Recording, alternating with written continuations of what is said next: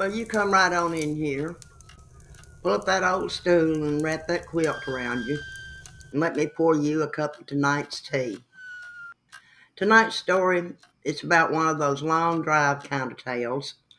Part adventure, part nightmare, and all true. Now, Ricky was staying with me during his teenage years. One of those boys that'll test your nerves and steal your heart at the same time. He was smart, funny, sharp as a tack, but at that age where they think they know everything. One summer we packed up the car and headed up to North Alabama to visit kinfolk.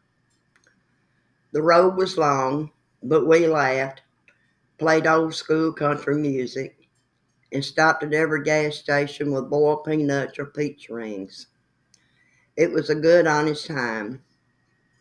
On our way back to Florida, we stopped over in Dothan, Alabama, just to rest our bones.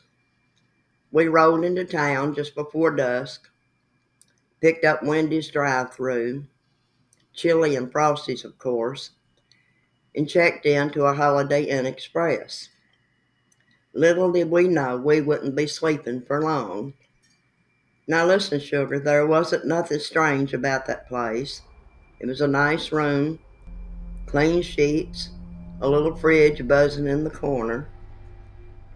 We showered off the road dust, watched a little TV, then let the hum of the AC lull us to sleep.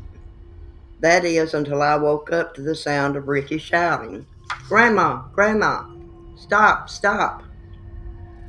I shot straight up in that bed, eyes straining in the dark, and what I saw chilled me to the bone. There was Ricky over in the other bed, fighting something, not just tossing and turning, I mean thrashing around. His arms were flailing, then the cover was ripped off the bed. At first I thought, Lord, he's having a nightmare. But when I saw his eyes wide open, awake, locked in panic, I knew this wasn't no bad dream. I jumped out of bed and screamed, "Get out of here, get out of here." And sugar, whatever it was, it let go. Ricky bolted off that bed and ran into my arms. No hesitation, no questions. We didn't stop to check the closet, didn't call the front desk, didn't even grab the receipt. We grabbed our bags, snatched our shoes up in our hands, and ran down that hallway hotel like the devil himself was on our heels. We made the rest of the trip back to South Florida in our pajamas. Not a word said between us for at least an hour, just a hum of the road and the occasional shiver from remembering what happened. Now, you know, sugar, sometimes the road brings you closer to family, and sometimes it brings you close to things you can't explain. But I learned two things that night. My Ricky is braver than he gives himself credit for, and if something in the dark wants a fight, you don't stick around to chat. That's all for tonight. Granny B's tired and needs to cool down her tea after all that. But I'll be back next week, same time, with another story.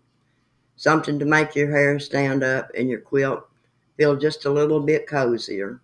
Until then, keep your nightlight on, your keys by the door, and always, always trust your gut in a hotel room.